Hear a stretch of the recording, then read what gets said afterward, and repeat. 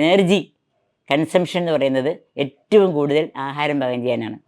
കേരളത്തിൽ മൊത്തം എടുത്തു കഴിഞ്ഞാൽ നമ്മൾ ലൈറ്റ് കത്തിക്കാനോ അല്ലെങ്കിൽ മറ്റെന്തെങ്കിലും ഇതിനൊക്കെ അതെല്ലാം എനർജി തന്നെയാണ്. ഇലക്ട്രിക്കൽ എനർജി എങ്കിൽ അതങ്ങനെ അതിനൊക്കെ ഉപയോഗിക്കുന്നതിൻ്റെ ഒരു 10 ഇരട്ടി അല്ല, 10 ശരിക്കും അതിൽ കൂടുതൽ ഇരട്ടി നമ്മൾ എനർജി ഉപയോഗിക്കുന്നത് കുക്കിങ്ങിനാണ്. ആരും അറിയാതെ നമ്മളൊരു തെറ്റ് ചെയ്താലും നമ്മളെ ശിക്ഷിക്കുന്ന ആളാണ് ദൈവം എന്നാണല്ലോ സങ്കല്പം. നമ്മൾ വളരെ രഹസ്യമായിട്ടൊരു തെറ്റ് ചെയ്തു, പക്ഷേ ദൈവം അറിയാതെ ഒരു കാര്യമില്ല. എന്നെങ്കിലും ദൈവം അതിൻ്റെ ശിക്ഷ തരും എന്നാണല്ലോ പറയണേ. അതാണല്ലോ നമ്മുടെ ദൈവത്തെ പറ്റിയുള്ള ഒരു സങ്കല്പം. അപ്പോൾ അത് ആ രീതിയിൽ ഞാൻ കരുതുന്നത് എൻ്റെ കോൺഷ്യസ്നെസ്സിനെയാണ്, എൻ്റെ മനസാക്ഷി ആണ്. അപ്പോൾ എൻ്റെ ദൈവം എന്ന് പറയുന്നത് എനിക്ക് എന്നെ സംബന്ധിച്ചിടത്തോളം ആ മനസാക്ഷിയാണ്. അതുകൊണ്ട് എനിക്ക് ദൈവവിശ്വാസം ഇല്ലെന്ന് ചോദിച്ചാൽ ആ ദൈവത്തിൽ ഞാൻ വിശ്വസിക്കുന്നുണ്ട്. തൃശ്ശൂരാണെങ്കിൽ നമ്മൾ പുതിയ പുസ്തകം നമ്മൾ കൊണ്ടുപോകണം, അവിടെ കൊണ്ട് ജില്ലകൾക്കൊക്കെ വീതിച്ചു കൊടുക്കാനാണ്. അപ്പോൾ ഇവിടുന്ന് കയറുമ്പോഴേ പിന്നെ ഇവരെല്ലാവരും അങ്ങോട്ടും ഇങ്ങോട്ടും നോക്കും, ഇതെല്ലാം നമ്മൾ ചുമക്കണമല്ലോ എന്നുള്ളതാണ്. ബാക്കിയുള്ള ഡെലിഗേറ്റ്സ് എല്ലാവരും അങ്ങോട്ടും ഇങ്ങോട്ടും നോക്കുന്നത്. തൃശ്ശൂർ ചെന്നിറങ്ങിയ MP അതിനകത്ത് ഏറ്റവും വലിയ കെട്ടെടുത്ത് തോളത്തോട്ട് വെച്ച് MP അങ്ങ് നടക്കും. പിന്നെ ആർക്ക് വല്ലതും മിണ്ടാൻ പറ്റുമോ? എല്ലാവരും അവരവരെ കൊണ്ട് പറ്റുന്ന ഓരോ കെട്ടും എടുത്തുകൊണ്ടാണ് നമ്മൾ പരിഷത്ത് ഭവനിലോട്ട് പോകുന്നത്.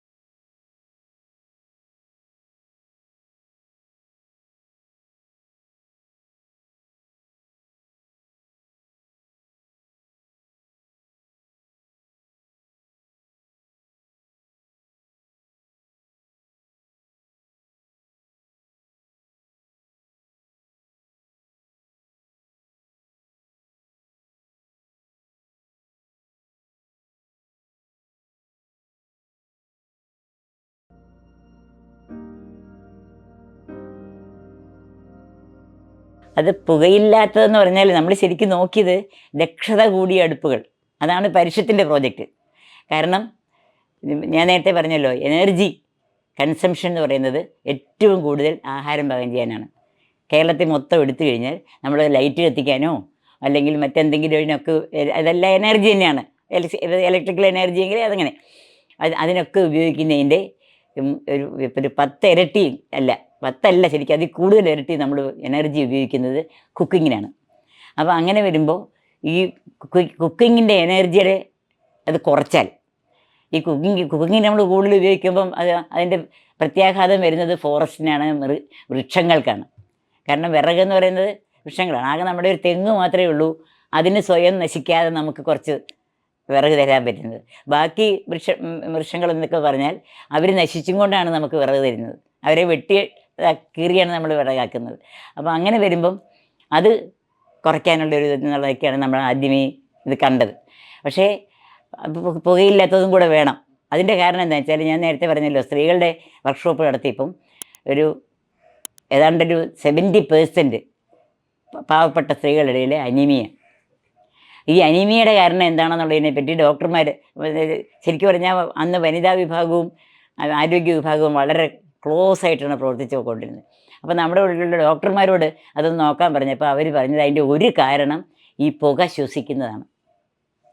ഭക്ഷണം അതിൻ്റെ കുറവൊക്കെ ഉണ്ട്, പക്ഷേ അതിനേക്കാൾ അപ്പോൾ ഒരു വീട്ടിൽ പിന്നെ പുരുഷന്മാർക്കുള്ളതിനേക്കാൾ വളരെ കൂടുതൽ അനീമിയ സ്ത്രീകൾക്ക് വരുന്നതിൻ്റെ ഒരു കാരണം ഈ അടുപ്പിൻ്റെ അടുത്ത് എപ്പോഴും ഇരുന്ന് ഈ പുക ശ്വസിക്കുന്നതിൻ്റെ അതും അനീമിയയ്ക്ക് കാരണമാവും എന്ന്. അപ്പോൾ അതുകൊണ്ട് പുകയില്ലാത്തതായിരിക്കണം, ദക്ഷത കൂടിയതായിരിക്കണം. ഈ 2 ലക്ഷ്യങ്ങൾ വെച്ചുകൊണ്ടാണ് നിൽക്കുന്നത്. വളരെ കൃത്യമായിട്ട് നമ്മളിപ്പം ഞാനൊക്കെ അതിൻ്റെ തിരുവനന്തപുരത്താണ് അതിൻ്റെ പ്രാഥമിക ഗവേഷണം നടന്നത്. അന്ന് നടക്കുമ്പോൾ എൻ്റെ അടുത്ത് പറഞ്ഞിരുന്നു, ഏതെങ്കിലും ഒരു വീട് അടുപ്പ് മാത്രം ഉപയോഗിക്കും. ഇപ്പം ഞാനൊക്കെ അന്നേ ഗ്യാസ് ഉപയോഗിക്കുക. അപ്പം അടുപ്പ് മാത്രം ഉപയോഗിക്കുന്ന ഏതെങ്കിലും ഒരു വീട് സെലക്ട് ചെയ്ത് കൊടുക്കണം. അവർ 3 മാസം മുമ്പേ മുതലേ തൂക്കി വേണം വിറകും ഈ സാധനങ്ങൾ ഉപയോഗിക്കാൻ. എന്നിട്ട് അവരൊക്കെ തൂക്കം കണക്കാക്കി വെക്കണം. എന്നിട്ട് അത്രയും മെമ്പർമാർ തന്നെ അടുത്ത 3 മാസം പരിഷത്തിൻ്റെ അടുപ്പ് നമ്മളോട് കൊണ്ട് ഫിറ്റ് ചെയ്ത് കൊടുക്കും. ഫിറ്റ് ചെയ്തിട്ട് അത് ഉപയോഗിക്കണം. അന്നേരം അവർ ഈ ഉപയോഗിക്കുന്ന അത് തൂക്കി വയ്ക്കണം. അങ്ങനെ 5 വീട് എൻ്റെ കൂട്ടുകാരുടെ ഞാൻ സെലക്ട് ചെയ്ത് കൊടുത്തിരുന്നു. ഞങ്ങളുടെ AGS ഓഫീസ് തന്നെയുള്ള ഒരു വീട്, ഒരു 5 പേര് വേണം വീട്ടിൽ, എന്നാലൊക്കെ കൃത്യമായിട്ട് കണക്ക് കിട്ടത്തുള്ളൂ. 2 പേരെന്നുള്ളത് പറ്റില്ല. അങ്ങനെ സെലക്ട് ചെയ്തിട്ട് അപ്പോൾ ശരിക്കും പിന്നെ 1/3 ചിലവാകുള്ളൂ. നമ്മുടെ വർഷത്തിൻ്റെ അടുപ്പ് ഉപയോഗിച്ചാൽ മറ്റതിൻ്റെ 1/3 വിറക് ചിലവാകുള്ളൂ. കാരണം അത്രയും കൂടുതൽ പിന്നെ ഇത് പുറത്തൂടെ തീ ചൂട് നഷ്ടപ്പെടുമല്ലോ. മറ്റേ നമ്മുടെ 3 കല്ല് കൂട്ടി അടുപ്പെന്ന് പറയുമ്പം ഇതിൻ്റെ ഇടയിൽ കൂടെ എല്ലാം പിന്നെ ഫ്ലെയിമും പുറത്തോട്ട് വരും, ചൂടും പോകും. പരിഷത്തിൻ്റെ അടുപ്പിൽ അങ്ങനെ പോകാൻ ഇതില്ല, 2 ഇതായിട്ടാണല്ലോ. ഇവിടെ ഉണ്ട് അടുപ്പ്. അങ്ങനെ നമ്മൾ മേളിൽ കത്തിക്കുമ്പോൾ ചാരമൊക്കെ താഴോട്ട് അങ്ങ് വീഴുകയാണ് ചെയ്യുന്നത്. അതെന്താണെന്നറിയോ? അതിപ്പോൾ പരിഷത്തിൻ്റെ ഒരു കുറ്റമോ മറ്റതിൻ്റെ ഇതുമല്ല. കാരണം പരിഷത്ത് എന്താ പറയണേ? ശാസ്ത്രം അല്ലേ? ശാസ്ത്രം എന്ന് പറയുമ്പം സത്യത്തിനെ അടിസ്ഥാനമാക്കി, തെളിവുകളെ അടിസ്ഥാനമാക്കി ഉള്ള അതാണല്ലോ ശാസ്ത്രം എന്ന് പറയുന്നത്. അതിനെ അടിസ്ഥാനമാക്കിയ കാര്യങ്ങളാണ് പരിഷത്ത് പറയുന്നത്. അത് അംഗീകരിക്കാൻ പറ്റുന്നത് ആർക്കാ? അത് ഇടതുപക്ഷത്തിനാണ് അംഗീകരിക്കാൻ പറ്റുള്ളൂ. മറ്റും വലതുപക്ഷത്തുള്ളവർ പിന്നെ ഉമ്മൻചാണ്ടിയുടെ ഭാഷ പറഞ്ഞാൽ വെള്ളം ഊതി കൊടുത്ത് നിൽക്കുന്ന ഒരു പാർട്ടിയും അടുത്ത് നിലനിൽക്കുന്ന ഒരു പാർട്ടിയും മറ്റുള്ള എല്ലാ തരത്തിലുള്ള ഇതിലും കൂട്ടി നിൽക്കുന്ന അങ്ങനത്തെ പാർട്ടികൾക്ക് ഇത് സ്വീകരിക്കാൻ പറ്റില്ല, അവർക്ക് അംഗീകരിക്കാൻ പറ്റില്ല. അതുകൊണ്ട് സ്വാഭാവികമായിട്ട് വരുന്നത്. അല്ലാതെ പരിഷത്തിൽ ഏതെങ്കിലും ഇന്ന പാർട്ടിയിലായതുകൊണ്ട് ഇതിനകത്ത് വർക്ക് ചെയ്തതെന്ന് അങ്ങനെ ഒരു പ്രശ്നമേ ഇല്ല. കോൺഗ്രസ്സുകാരും ഉണ്ട്, കോൺഗ്രസ്സുകാരും ധാരാളം ഉണ്ട് പരിഷത്തിനകത്ത്. പക്ഷേ അവരും ഈ ഒരു ശാസ്ത്രീയമായി ചിന്തിക്കുന്നവരാണ്. അത്രയേ ഉള്ളൂ, ആ വ്യത്യാസം മാത്രമേ ഉള്ളൂ. അല്ലാത്തവർക്ക് നിൽക്കാൻ പറ്റില്ല. കാരണം ഇവിടെ നമ്മൾ ശാസ്ത്രം പറഞ്ഞുകൊണ്ട് സത്യസന്ധമായ കാര്യങ്ങൾ മാത്രം പറയുമ്പോൾ നമ്മൾ സമൂഹത്തിൽ നമ്മുടെ ഉള്ള ഒരുപാട് വിശ്വാസങ്ങൾ, അന്ധവിശ്വാസങ്ങളുണ്ട്. ആ വിശ്വാസങ്ങളുള്ളവർക്ക് അതിനകത്ത് നിൽക്കാൻ പറ്റില്ല. കുറച്ച് കഴിയുമ്പോൾ സ്വാഭാവികമായിട്ട് അവർ ഇതൊന്ന് മാറിപ്പോവും. അപ്പം MP പറയുന്ന പോലെ ദൈവമില്ല എന്ന് നമ്മൾ പറയുന്നില്ല, അത് യുക്തിവാദികൾ എങ്ങനെയാണ് പറയണത്. പക്ഷെ പരിഷത്ത് അങ്ങനെ പറയുന്നില്ല. പക്ഷേ എന്താണ് ദൈവം എന്നുള്ള ഡെഫിനിഷനെ പറ്റി വ്യത്യാസമുണ്ട്. അത് നിങ്ങളുടെ മനസ്സിനകത്തത് എങ്ങനെ വരുന്നു എന്നുള്ളതിനെ പറ്റി വ്യത്യാസമുണ്ട്. എന്നെ സംബന്ധിച്ചിടത്തോളം എൻ്റെ എന്താ പറയണ്ടേ, കോൺഷ്യസ്നെസ് എന്ന് പറഞ്ഞിട്ടുണ്ടല്ലോ നമുക്ക്, അതാണ് എൻ്റെ ദൈവം. ഞാൻ എന്ത് ചെയ്താലും അത് പിന്നീട് ഞാൻ ആലോചിക്കുന്നത് അത് ശരിയായിരുന്നോ, അത് തെറ്റായിരുന്നോ എന്നാലോചിക്കുന്നത്. അതാണല്ലോ നമ്മൾ ഉദ്ദേശിക്കുന്നത്. ആരും അറിയാതെ നമ്മളൊരു തെറ്റ് ചെയ്താലും നമ്മളെ ശിക്ഷിക്കുന്ന ആളാണ് ദൈവം എന്നാണല്ലോ സങ്കല്പം. നമ്മൾ വളരെ രഹസ്യമായിട്ടൊരു തെറ്റ് ചെയ്തു, പക്ഷേ ദൈവം അറിയാതെ ഒരു കാര്യമില്ല. എന്നെങ്കിലും ദൈവം അതിൻ്റെ ശിക്ഷ തരും എന്നാണല്ലോ പറയണേ. അതാണല്ലോ നമ്മുടെ ദൈവത്തെ പറ്റിയുള്ള ഒരു സങ്കല്പം. അപ്പോൾ അത് ആ രീതിയിൽ ഞാൻ കരുതുന്നത് എൻ്റെ കോൺഷ്യസ്നെസ്സിനെയാണ്, എൻ്റെ മനസാക്ഷിയാണ്. അപ്പോൾ എൻ്റെ ദൈവം എന്ന് പറയുന്നത് എന്നെ സംബന്ധിച്ചിടത്തോളം ആ മനസാക്ഷിയാണ്. അതുകൊണ്ട് എനിക്ക് ദൈവവിശ്വാസം ഇല്ലെന്ന് ചോദിച്ചാൽ ആ ദൈവത്തിൽ ഞാൻ വിശ്വസിക്കുന്നുണ്ട്. എല്ലാ കാര്യങ്ങളും ഞാൻ വിചാരിക്കുന്ന പോലെ, ശാസ്ത്രം പറയുന്ന പോലെ പോയിക്കൊള്ളുന്നില്ല. ആക്സിഡൻറ്റ്സ് എല്ലായിടത്തും ഉണ്ടാവാം,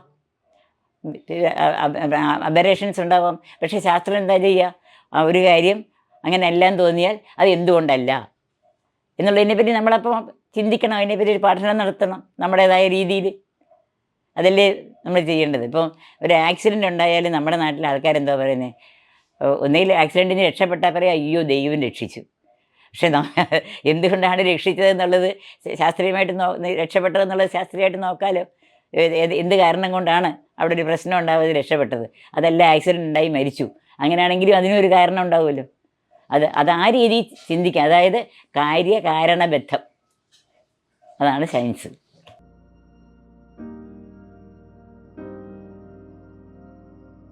പാലക്കാട് ജില്ലയുടെ ഒരു പ്രത്യേകതയുണ്ട്. ഈ പ്ലാച്ചിമട അവിടെയല്ലേ വരുന്നത്. അവിടുത്തെ ജലദൗർലഭ്യം എന്ന് പറയുന്നതും അവിടുത്തെ കൃഷി എന്ന് പറയുന്നതും ഒക്കെ നമ്മുടെ കേരളത്തിലെ മറ്റ് ജില്ലകളിൽ നിന്ന് വ്യത്യസ്തമാണ്. അപ്പോൾ ആ ഒരു വ്യത്യസ്തത മനസ്സിലാക്കാതെയുള്ളൊരു നിലപാടാണ് അവിടെ ചില സംഘടനകളെങ്കിലും എടുത്തത്. നമ്മൾക്ക് അവിടെ ഒരു ബ്രൂവറി വരണമെന്നോ അത്തരം ഫാക്ടറി വരുന്നതിന് പരിഷത്തും സപ്പോർട്ട് ചെയ്തിട്ടൊന്നുമില്ല. പക്ഷേ അവിടെ എടുത്ത ചില നടപടികൾ നമുക്ക് സപ്പോർട്ട് ചെയ്യാൻ പറ്റാത്തതാണ് എന്നുള്ളത് കൊണ്ടുതന്നെ പിന്നെ അതിനകത്ത് വന്ന ആളുകളെപ്പറ്റി അവരുടെ ആശയങ്ങളെപ്പറ്റിയും ഉള്ള ചില ആശങ്കകളും ഉണ്ടായിരുന്നു. ഉള്ള കാര്യം പറഞ്ഞാൽ ഒരു വളരെ നല്ലൊരു ഉദ്ദേശത്തോടു കൂടിയാണോ വരുന്നത് എന്നുള്ളൊരു ആശങ്ക നമുക്കൊക്കെ ഉണ്ടായിരുന്നു. കാരണം പാവപ്പെട്ട ആദിവാസി സ്ത്രീകളെയാണ്, ഇപ്പം മൈലമ്മയെ പോലുള്ളവരെയാണ് പ്രൊജക്റ്റ് ചെയ്തതെങ്കിലും അതിൻ്റെയൊക്കെ പിറകിൽ വേറെ ആൾക്കാരുണ്ടായിരുന്നു ഇതിൻ്റെ. അപ്പം യഥാർത്ഥത്തിൽ എന്തായിരുന്നു അവിടെ നടക്കേണ്ടിയിരുന്നത് എന്നുള്ളതല്ല അവിടെ നടന്നത് എന്നുള്ളത് കൊണ്ടാണ് പരിശുദ്ധ. എന്നാലും എതിർത്തിട്ടൊന്നുമില്ല, എന്നിട്ട് കൂടെ അത്ര ഇതായിട്ട് ഇറങ്ങിയിട്ടില്ല എന്നുള്ളത് ശരി. അപ്പോൾ സൈലൻറ്റ് വാലിയുടെ കാര്യത്തിൽ നമ്മൾ ആ ഒരു പ്രസ്ഥാനത്തിനോട് എങ്ങനെ ഇറങ്ങി ചേർന്ന് അതിനെ ഏറ്റവും സപ്പോർട്ട് ചെയ്ത് നിന്നോ അതുപോലെ നിന്നിട്ടില്ല എന്നുള്ളത് ശരിയാണ്. അതിൻ്റെ കാരണം ഇതുമാതിരിയുള്ള ചില ആശയക്കുഴപ്പങ്ങൾ ഉണ്ടായിരുന്നു എന്നുള്ളതാണ്.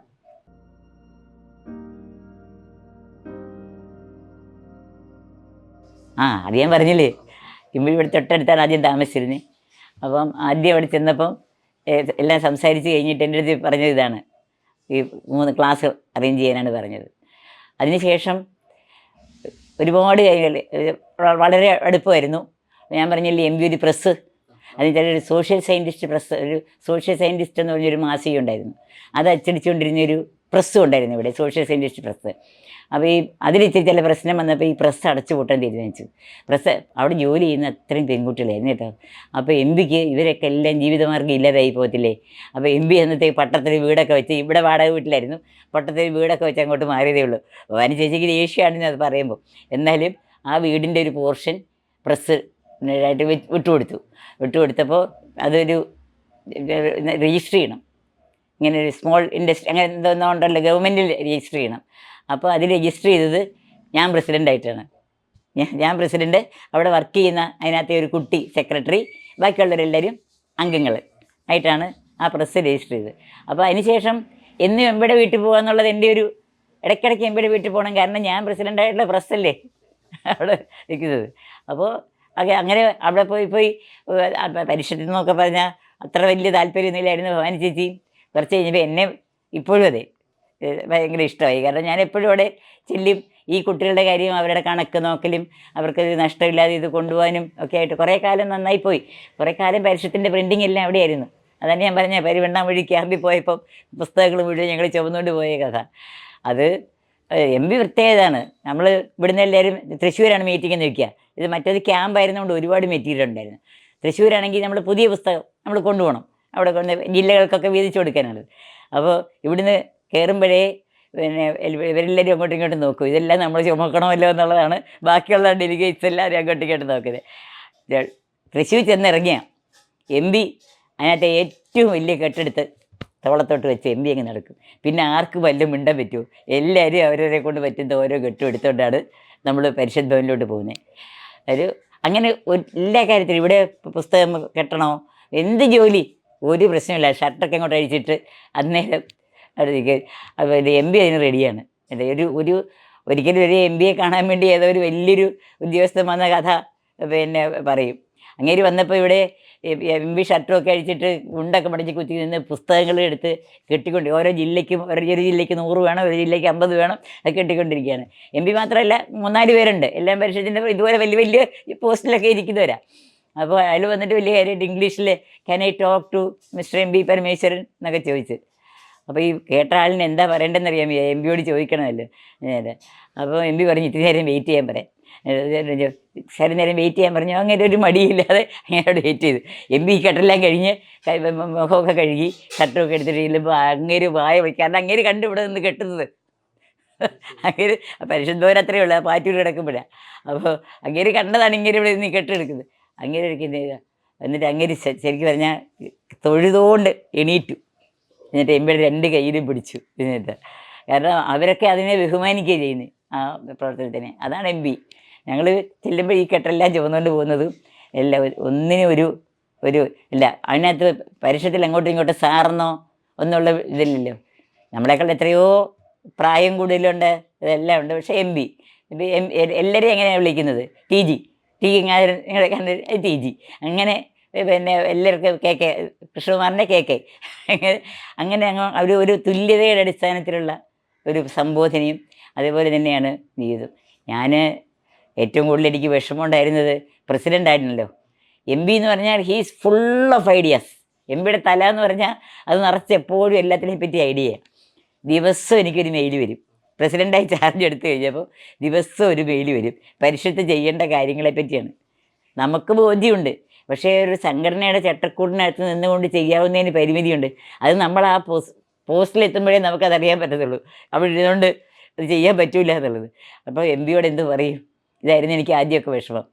എം പി എന്ത് വിചാരിക്കുമോ, എം പി പറഞ്ഞിട്ട് ഞാൻ കേട്ടില്ല എന്ന് വിചാരിക്കുമോ എന്നൊക്കെ. പക്ഷേ എം പിക്ക് അതൊരു പ്രശ്നമല്ല. ഐഡിയ വരുമ്പോൾ അത് പറഞ്ഞിരിക്കും. നമ്മൾ ചെയ്തോ ചെയ്തില്ലയോ അതൊന്നും പുള്ളി മനസ്സിൽ വെച്ചുകൊണ്ടിരിക്കുന്ന പ്രശ്നമൊന്നുമില്ല. പിറ്റേ ദിവസം പുതിയ ഐഡിയാസ് വീണ്ടും വീണ്ടും വന്നിരിക്കും. പക്ഷേ അങ്ങനെയാണ് ഞാൻ അന്തം വിട്ടിരുന്നിട്ടുണ്ട്. ഞങ്ങൾ ഈ സാക്ഷരതയില്ലേ, അത് വരുന്നതിന് തൊട്ട് മുമ്പ് സെൻറ്റർ ഫോർ ഡെവലപ്മെൻറ്റ് സ്റ്റഡീസിൽ കേന്ദ്ര ഗവൺമെൻറ്റിൻ്റെ കുറേ ഉദ്യോഗസ്ഥരും ഇവിടെയുള്ള ക്യാൻഫഡ് പോലെയുള്ള സംഘടനകളും നമ്മളെല്ലാവരും കൂടി ഒരു യോഗം നടത്തുകയാണ് സാക്ഷരത നടത്തുന്നതിനെ പറ്റിയിട്ട്. ഒന്നുമില്ല, അന്ന് അതിൻ്റെ ഒരു ഇവിടെ ഇല്ല. എം പി പറഞ്ഞു 85-ലാണ് ഞാൻ ജില്ലാ പ്രസിഡൻ്റ് ആയിരിക്കുമ്പോഴാണ്. അങ്ങനെയാണ് ഞാൻ ആ യോഗത്തിനകത്ത് വരുന്നത്. എം പി വളരെ ഇതായിട്ട് പറഞ്ഞു, കേരളത്തിനെ 5 കൊല്ലത്തിനകം ഞങ്ങൾ സമ്പൂർണ്ണ സാക്ഷരമാക്കും. ഞാൻ കണ്ണ് വിളിച്ചു, അയ്യോ ഈ എം പി എന്താ പറയണേ, ഇത് ആര് ചെയ്യും, എങ്ങനെ നടക്കും എനിക്ക്. പക്ഷേ എം പി വളരെ കൂളായിട്ട് പറഞ്ഞു. അപ്പോൾ വന്ന ഉദ്യോഗസ്ഥന്മാർ ഭയങ്കര ഇതായിട്ട് അവർ പോയി. അത് കഴിഞ്ഞുണ്ടായ ഇതൊക്കെ പറഞ്ഞു കഴിഞ്ഞാൽ, അപ്പോൾ ഇത് എം പി പറഞ്ഞു നമ്മളിത് ചെയ്യണമല്ലോ. പരിഷത്ത് തീരുമാനിച്ചു. നമ്മൾ ആദ്യം സാക്ഷരതാ എടുത്തത് എവിടെയാണെന്ന് അറിയാമോ? മലപ്പുറത്ത്. ഒരു രക്ഷയില്ല, 1 ഇഞ്ച് മുമ്പോട്ട് പോകാൻ പറ്റിയില്ല. അവിടുത്തെ മതം അങ്ങനത്തെ ഉള്ള കോമ്പിനേഷൻസിൻ്റെയൊക്കെ മുമ്പിൽ ഒരടി സാക്ഷരതാ പ്രസ്ഥാനത്തിന് മുമ്പോട്ട് പോകാൻ പറ്റിയില്ല. അവിടെ നിർത്തി. അത് നിർത്തിയിട്ട് നമ്മൾ അപ്പോഴാണ് എല്ലാവരും കൂടെ കൂടിയിരുന്നപ്പോൾ എം പി പറഞ്ഞു, അത് നമുക്ക് തെറ്റി. ഏറ്റവും സാക്ഷരത കുറഞ്ഞിടത്തല്ല നമ്മൾ സാക്ഷരത തുടങ്ങേണ്ടത്, ഏറ്റവും കൂടുതൽ സാക്ഷരതയുള്ള ജില്ലയിൽ വേണം തുടങ്ങാൻ. അപ്പോഴാണ് നമ്മൾ ആലോചിച്ചത് അത് ശരിയാണ്. അങ്ങനെയാണെങ്കിലല്ലേ നമുക്കൊരു 100% അവിടെ ഉണ്ടാക്കിയിട്ട് ഇത് എക്സാമ്പിൾ എന്ന് പറഞ്ഞ് മറ്റുള്ളടത്തോട്ട് കൊണ്ടുപോകാൻ പറ്റുള്ളൂ. ഒട്ടും പറ്റാത്തടത്ത് കൊണ്ടുപോയി നമ്മൾ തുടങ്ങിയിട്ടാണല്ലോ നമുക്കാണല്ലോ തെറ്റ് പറ്റിയത് എന്ന് എല്ലാവരും തിരിച്ചത്. എം പിയാണ് ആദ്യം പറഞ്ഞത്. എന്നിട്ട് ഞങ്ങൾ എറണാകുളം സെലക്ട് ചെയ്തു. അപ്പോൾ എറണാകുളമാണ് ഏറ്റവും കൂടുതൽ സാക്ഷരതയുള്ള രാജ്യം. അന്ന് പിന്നെ വേറൊരു ഇതും കൂടെ ഉണ്ടായിരുന്നു. അന്ന് എറണാകുളം കളക്ടറായിരുന്ന രാജൻ പരിഷത്തിൻ്റെ അംഗമായിരുന്നു, സജീവ പ്രവർത്തകനായിരുന്നു. IASകാരനായിട്ട് തിരുവനന്തപുരത്തുള്ളപ്പോഴും പരിഷത്ത് ഭവനിൽ ഞങ്ങൾ എല്ലാ ബുധനാഴ്ചയും കൂടുമായിരുന്നു. ഇക്ബാൽ എം പി, കൃഷ്ണകുമാർ, ഞാൻ, പുഷ്പ ടീച്ചർ, അങ്ങനെ ഞങ്ങൾ അതിൻ്റെ ഈ കാര്യങ്ങളെപ്പറ്റി ആലോചിക്കാനുള്ളൊരു ഗ്രൂപ്പ് എന്നുള്ള നിലയ്ക്ക് അതിൻ്റെ കൂടെ ഞങ്ങളുടെ കൂടെ വന്ന്, അന്ന് അവിടെ കസേര പോലും ഇല്ല ആവശ്യത്തിന്, ടെറസിൽ പോയി ഇതുപോലെ തറയിലാണ് നമ്മൾ ഇരിക്കുന്നത്. അവിടെ അങ്ങനെ വന്നിരിക്കുന്ന ആളായിരുന്നു രാജൻ. അപ്പോൾ അദ്ദേഹം കളക്ടറും കൂടെ ആണല്ലോ. അപ്പോൾ നമുക്ക് എറണാകുളത്ത് ചെയ്യാം എന്ന് തീരുമാനിച്ചിട്ടാണ് എറണാകുളം സാക്ഷരത തുടങ്ങിയത്. അത് വൻ വിജയമായല്ലോ, അറിയാലോ. എറണാകുളം സാക്ഷരതാ പ്രസ്ഥാനം വൻ വിജയമായി. അതാണ് പിന്നീട് കേരള സാക്ഷരതയായത്. അതാണ് പിന്നീട് ഇന്ത്യയിലെ ഭാരത വിജ്ഞാൻ സമിതിയുടെ പ്രവർത്തനമായി മാറിയതെല്ലാം നമ്മുടെ അവിടുത്തെ ആ ഒരു ഇതാണ്. കാരണം എല്ലാവരെയും കൂട്ടിപ്പിടിക്കുക, പള്ളിയിലച്ചന്മാരെയും ഇമാമാരെയും സ്കൂൾ അധ്യാപകരെയും മറ്റുള്ള ജീവനക്കാരെയും കോൺഗ്രസ്സുകാരെയും കമ്മ്യൂണിസ്റ്റുകാരെയും എല്ലാവരെയും കൂട്ടിപ്പിടിക്കുക എന്നുള്ള അക്ഷരം എന്ന് പറയുന്നത്. മുല്ലനേഴ് മാഷൊക്കെ എഴുതിയ ഒന്നാന്തരം കവിതകളുണ്ടായിരുന്നു. അത് പാടിക്കേട്ട ആരും അക്ഷരം എഴുതാൻ വന്നു പോകും. അതുപോലെയുള്ള കവിതകളും ഒക്കെ ആയിട്ട് അതൊരു ഹരമായിരുന്നു എറണാകുളം സാക്ഷരത എന്ന് പറയുന്നത്. അങ്ങനെ എറണാകുളം സാക്ഷരത വൻ വിജയമായി. അപ്പോൾ അന്ന് നായനാരാണ് മുഖ്യമന്ത്രി. അദ്ദേഹം അത് ഡിക്ലെയർ ചെയ്തപ്പോൾ തന്നെ പറഞ്ഞു, ഇത് കേരളത്തിലെ എല്ലാ ജില്ലകളിലേക്കും ഈ മോഡൽ നമുക്കും മാറ്റാം എന്ന് അദ്ദേഹം അപ്പം തന്നെ പറഞ്ഞു. അങ്ങനെ നമ്മൾ വിചാരിക്കുക. അപ്പോൾ എം പി 85 പറഞ്ഞത് 90 ആയപ്പോഴത്തേക്ക് നടപ്പിലായി. 5 കൊല്ലത്തിനകം ഇവിടെ ഞാൻ സമ്പൂർണ്ണ സാക്ഷരമാക്കിത്തരാം ഞങ്ങൾ എന്ന് പറഞ്ഞത് ചെയ്തു. അതുപോലെയാണ് ജനകീയാസൂത്രണം. ജനകീയാസൂത്രണം എന്നൊക്കെ പറയുന്നത് നമ്മൾ 2-3 ചെറിയ പഞ്ചായത്തിന് ആദ്യം ഇങ്ങനെ തുടങ്ങിയായിരുന്നു. ജനങ്ങൾ ഇങ്ങനെ അതിലൊന്ന് TGയുടെ പഞ്ചായത്താണ്, നിങ്ങളുടെ അവിടെ കല്യാശ്ശേരി എന്നിട്ട് അത് ഒക്കെയാണ്. അങ്ങനെയൊക്കെ നടക്കുകയായിരുന്നു. അപ്പോൾ ഐസക്കും നടയും ഒക്കെ അതിൻ്റെ പ്രധാന പ്രവർത്തകരായിട്ട് എന്നും പോകും. എല്ലാ പഞ്ചായത്തിൻ്റെ വിഭവ ഭൂപടം നിർമ്മാണം അതാണ് ആദ്യം ചെയ്തത്. കാരണം ഒരു പഞ്ചായത്തിൻ്റെ എന്തൊക്കെ വിഭവങ്ങളുണ്ട് എന്നറിഞ്ഞാലേ നമുക്ക് ആ പഞ്ചായത്തിനെ അല്ലേ ആസൂത്രണം ചെയ്യാൻ പറ്റുള്ളൂ. അവിടെയുള്ള വിഭവങ്ങൾ വെച്ച് വേണമല്ലോ നമ്മൾ ചെയ്യാനായിട്ട്. അപ്പോൾ ആദ്യം ചെയ്തത് വിഭവ ഭൂപടം തയ്യാറാക്കൽ എന്നുള്ളതാണ്. അപ്പോൾ അതൊക്കെ എം പിയുടെ ഒരു ഐഡിയകളാണ് വരുന്നത്. ഞാൻ പറഞ്ഞത് ആശയങ്ങളുടെ ഒരു തമ്പുരാനാണ് എം പി. എങ്ങനെ അത് ഈ തലയിൽ ഇതിലേക്ക് കൂടി ഇരിക്കുന്നതെന്ന് നമുക്കറിയാൻ പറ്റില്ല, അത്രയ്ക്കും ആണ്. പിന്നെ ഞങ്ങൾ തൃശ്ശൂർ വെച്ച് മീറ്റിംഗ് കൂടുമ്പോൾ ഞാൻ ആദ്യം പോകുമ്പോൾ അന്ന് പരിഷത്ത് ഭവനൊന്നുമില്ല തൃശ്ശൂർ. ഏതെങ്കിലും സാധാരണ എല്ലാം ആ കൂർക്കഞ്ചേരിയിലൊരു സ്കൂളുണ്ട്, ഈ SNDPക്കാരുടെ. അവിടെ വെച്ചാണ് നമ്മുടെ മീറ്റിംഗ് എല്ലാം കൂടുന്നത്. അപ്പം ട്രെയിൻ ഇറങ്ങിയാൽ ഞാനും എംബിയുടെ വീട്ടിലോട്ടാണ് പോവുക, ഞങ്ങളെല്ലാവരും എംബിയുടെ വീട്ടിലോട്ടാണ് പോവുക. ആണുങ്ങളെല്ലാം കുളത്തിൽ പോയി കുളിക്കും. എനിക്ക് മാത്രം എംബിയുടെ അമ്മ കുളിമുറിയുടെ ഇപ്പുറത്ത് ഒരു അടുക്കളയുടെ അപ്പുറത്ത് കിണറുണ്ട്, അവിടെ നിന്നുകൊണ്ട് കോരാവുന്ന ഉണ്ട്, അതിൻ്റെ അപ്പുറത്ത് അവിടെ നിന്ന് കുളിക്കാനൊരു ചെറിയ സൗകര്യമുണ്ട്. എംബിയുടെ അമ്മ എന്നോട് മാത്രം അവിടെ നിന്ന് കുളിച്ചോളാൻ പറയും. അപ്പോൾ അന്ന് അവിടെ ചെല്ലുമ്പം എംബിയുടെ അമ്മ ദോശ ചുടുന്നത് നിന്നുകൊണ്ടാണ്. അപ്പോൾ എൻ്റെ അമ്മയൊക്കെ ഇരുന്ന് ഇതാണ് ഇരിക്കുന്നത്, എംബിയുടെ അമ്മ നിന്നുകൊണ്ടാണ് ദോശ ചുടുന്നത്. അപ്പോൾ ഞാൻ ചോദിച്ചാൽ അമ്മ ഇത് ആരുണ്ടാക്കി തന്നു? അതേ അവനുണ്ടാക്കി തന്നു. അത് എംബി നനത്താൻ ഉണ്ടാക്കിയതാണ്. ഒരു പൊക്കത്തിലാക്കി ഇത് കൊണ്ടുവന്നിട്ട് അവിടെ വിറക് കത്തിക്കാനുള്ളൊരു ഇതും വെച്ച് അതിൻ്റെ മുകളിൽ ദോശക്കടി വയ്ക്കത്തക്കോടുള്ള ഒരു ഇത്. അപ്പോൾ അമ്മയ്ക്ക് നിന്നുകൊണ്ട് ദോശ വിടാം. ഇത് അങ്ങനെ എം പി സ്വന്തം വീട്ടിൽ ഇതൊക്കെ ആദ്യമേ തന്നെത്താനെ ഒരു കാര്യത്തിനും എനിക്ക് ഞാൻ അത് ചെയ്യൂല, അല്ലെങ്കിൽ ഞാൻ ഇത് ചെയ്യൂല, അങ്ങനെയുള്ള ഒരു ഇതുമില്ല.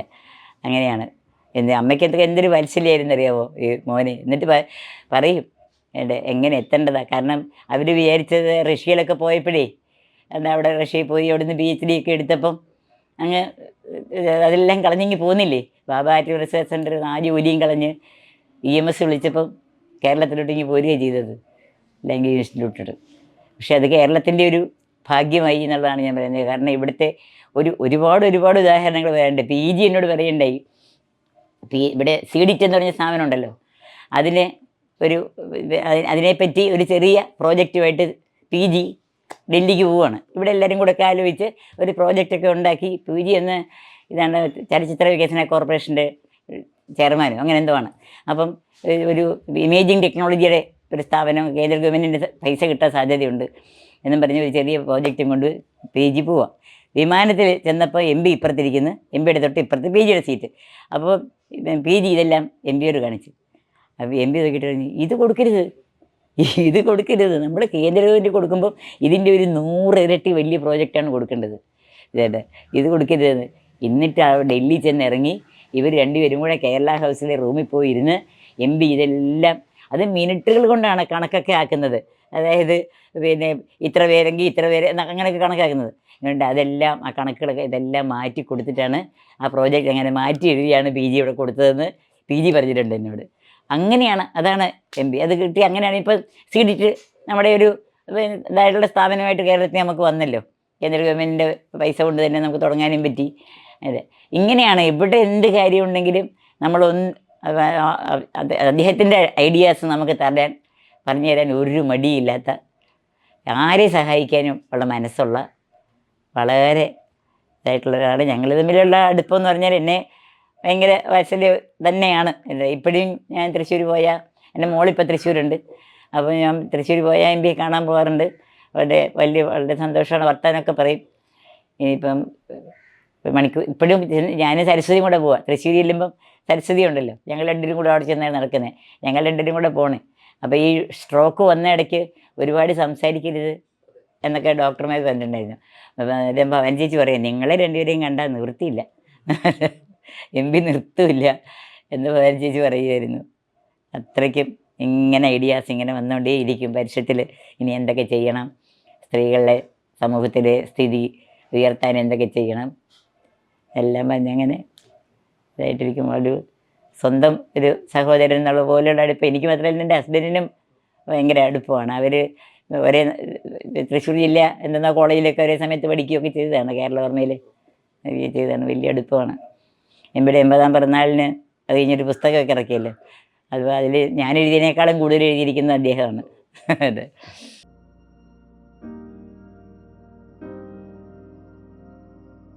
ശരിക്കും ആ 4ാം ലോക സിദ്ധാന്തം എന്ന് MB പറയുന്നതിന് ഒരുപാട് പേര് തെറ്റിദ്ധരിച്ചിട്ടാണെന്നാണ് എൻ്റെ ഒരു ഇത്. MB എന്ന് എന്താ പറഞ്ഞേ, അന്ന് ലോകത്ത് എങ്ങനെയാണ് എന്താ ഉള്ളത്, വികസിത രാജ്യങ്ങൾ, അവികസിത രാജ്യങ്ങൾ, വികസ്വര രാജ്യങ്ങൾ അല്ലേ, ഇങ്ങനെ 3ആയിട്ട് ലോകത്തെ ആകെ ഉള്ള രാജ്യങ്ങളെ നമ്മൾ 3ആയിട്ട് വിഭജിച്ച് അവരുടെ ഒരു സാമ്പത്തിക സ്ഥിതി, അവരുടെ സാമ്പത്തിക നയങ്ങൾ ഇങ്ങനെയുള്ളതൊക്കെ ഇതിനനുസരിച്ചാണ് നമ്മൾ ഈ ഒരു വേറെ ഇത് ചെയ്യുന്നത്. ഇങ്ങനെ ഈ 3 അല്ലാതെ 4മതൊന്ന് സാധ്യമാണ്. നമ്മുടെ രാജ്യം ഒരു വികസിത രാജ്യത്തിൻ്റെ ഇതുണ്ട്, അവർക്ക് ചില ഇതുണ്ടല്ലോ, പിന്നെ സ്കെയിലുണ്ട്, എങ്ങനെയാണ് വികസിതമാക്കുന്നത്, GDP അങ്ങനെയൊക്കെയുള്ള കുറേ സൂചികകളുണ്ട്. അത് വെച്ചിട്ടാണ് എങ്ങനെയാണ് അവികസിതമാകുന്നത്, അതിനും കുറേ സൂചികകളുണ്ട്. എങ്ങനെയാണ് വികസ്വരമാകുന്നത്? ഇതിൽ നിന്ന് അങ്ങോട്ട് പോകാൻ ശ്രമിക്കുന്നവരാണ് വികസ്വരം. ഈ അവികസത്തിൽ നിന്ന് മറ്റൊന്നിലോട്ട് പോകാൻ വേണ്ടി ശ്രമിച്ചുകൊണ്ടിരിക്കുന്ന രാജ്യങ്ങളാണല്ലോ വികസ്വര രാജ്യങ്ങളെന്ന് പറയുന്നത്. അപ്പോൾ ഇതൊന്നും അല്ലാതെ ഒരു ലോകം സാധ്യമാണ്. അതെങ്ങനെയാണെന്നുള്ളത് എംബിയുടെ സങ്കല്പം എന്ന് പറഞ്ഞാൽ ഇതിൻ്റെയൊക്കെ എക്കണോമിക്സ് എന്ന് പറയുന്നത് എല്ലാം ലാഭത്തിൽ അധിഷ്ഠിതമാണ്. അല്ലേ? സർക്കാരിൻ്റെ ആണെങ്കിലും ജനങ്ങളുടെ ആണെങ്കിലും മാർക്കറ്റിൻ്റെ ആണെങ്കിലും അവിടെയുള്ള പിന്നെ സ്ഥാപനങ്ങളുടെ ആണെങ്കിലും ഒക്കെ പ്രവർത്തനമെല്ലാം എന്തിനാണ്? ലാഭം ഉണ്ടാക്കേണ്ടത്. ഈ ലാഭം എന്നുള്ളത് അടിസ്ഥാനമല്ലാത്ത ഒരു സമ്പദ്ഘടന, അതായിരുന്നു എംബിയുടെ സ്വപ്നത്തിലുള്ള നല്ല ലോകം. എന്തിനാണ് അതിനെ ഇങ്ങനെ എതിർത്തതെന്ന് എനിക്ക് മനസ്സിലാവുന്നേയില്ല. അത് പ്രാക്ടിക്കലല്ല എന്ന് നമുക്ക് അഭിപ്രായമുണ്ടെങ്കിൽ നമുക്ക് പറയാം. നമുക്ക് അങ്ങനെ ചിലപ്പോൾ അഭിപ്രായം ഉണ്ടാകും, അത് നടക്കുന്ന കാര്യമൊന്നുമല്ല എന്ന് പറയാം. പക്ഷേ അത് പ്രാക്ടിക്കലാക്കാൻ ശ്രമിച്ചുകൂടാ എന്ന് പറയാൻ പറ്റുമോ? അത് എംബി അതിനെപ്പറ്റി വളരെ കൃത്യമായ സ്വപ്നങ്ങളാണ് കണ്ടുകൊണ്ടിരുന്നത്. എംബിയുടെ മനസ്സിലുണ്ടായിരുന്ന ഐഡിയാസൊക്കെ വളരെ ക്ലിയർ ആയിരുന്നു. നമ്മുടെ അടുത്തൊക്കെ അത് ഷെയർ ചെയ്തിട്ടുണ്ട്. പുസ്തകം എഴുതിയിട്ടുണ്ട്. അന്ന് പലരും, ഈ പിൻകാലത്ത് എതിർത്ത പലരും ഇത് കൊള്ളാം, നമുക്ക് നമ്മൾ ശ്രമിക്കേണ്ടതാണ്. വേൾഡ് സോഷ്യൽ ഫോറം എന്ന് പറഞ്ഞൊരു സാധനം ഉണ്ടായിരുന്നു ബോംബെയിൽ. ഞാനത് പോയി പങ്കെടുത്ത ആളാണ്. ഞങ്ങൾ രണ്ടുപേരും കൂടെ പോയിരുന്നു അതിൽ. അന്ന് വളരെ ഒരു ആത്മവിശ്വാസത്തോടെയാണ് നമ്മൾ വന്നത്.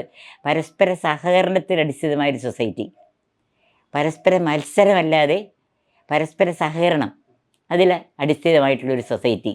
അതാണ് ശരിക്കും ഒരു വാക്കിൽ പറയുവാണെങ്കിൽ എംബിയുടെ നാലാം ലോകം. അത് എന്തുകൊണ്ട് സാധ്യമല്ല? മനുഷ്യൻ അന്യോന്യം കോമ്പീറ്റ് ചെയ്യണോ അതോ അന്യോന്യം സഹകരിക്കണോ എന്ന് തീരുമാനിക്കുന്ന മനുഷ്യൻ്റെ തീരുമാനമല്ലേ. അപ്പോൾ ആ തീരുമാനത്തെ നമുക്ക് ഉണ്ടാക്കിയെടുക്കാൻ പറ്റിയാൽ സഹകരണത്തിലാണ് നമ്മൾ ജീവിക്കേണ്ടത്, പരസ്പര സഹകരണമാണ് വേണ്ടത് എന്ന് തീരുമാനിച്ചാൽ എന്തുകൊണ്ട് നാലാം ലോകം സാധ്യമല്ല? എനിക്കിപ്പോഴും അതിനെപ്പറ്റി ഈ പറയുന്ന ഒരു ആശങ്കയൊന്നുമില്ല. പക്ഷേ എംബിയുടെ ആ ആശയം നമ്മൾ ശ്രമിക്കേണ്ടതായിരുന്നു എന്നത് തന്നെയാണ് എൻ്റെ ഒരു അഭിപ്രായം. നടക്കുമോ ഇല്ലയോ എന്നുള്ളത് വേറെ കാര്യം. ലോകത്ത് എന്തെല്ലാം കമ്മ്യൂണിസം ഒന്നും ഇല്ലല്ലോ. എന്ന് വെച്ചിട്ട് മാർക്സ് പറഞ്ഞ കമ്മ്യൂണിസം ഇല്ലാതായി പോയിട്ടുണ്ടോ? ആ ആശയം ഇല്ലാതായി പോയിട്ടില്ലല്ലോ. എവിടെയും പ്രാവർത്തികമല്ല, നമ്മൾ സമ്മതിക്കുന്നു അല്ലേ. പക്ഷേ ആ ആശയത്തിനെ എന്തിനു എതിർക്കണം എന്നുള്ളത് എനിക്കൊരു എതിർപ്പില്ലെന്ന് മാത്രമല്ല, ഞാൻ വേൾഡ് സോഷ്യൽ ഫോറത്തിൽ പങ്കെടുത്ത ആളാണ്. അത് എംബിയുടെ കൂട്ടത്തിലായിരുന്നു ആ കാര്യത്തിൽ.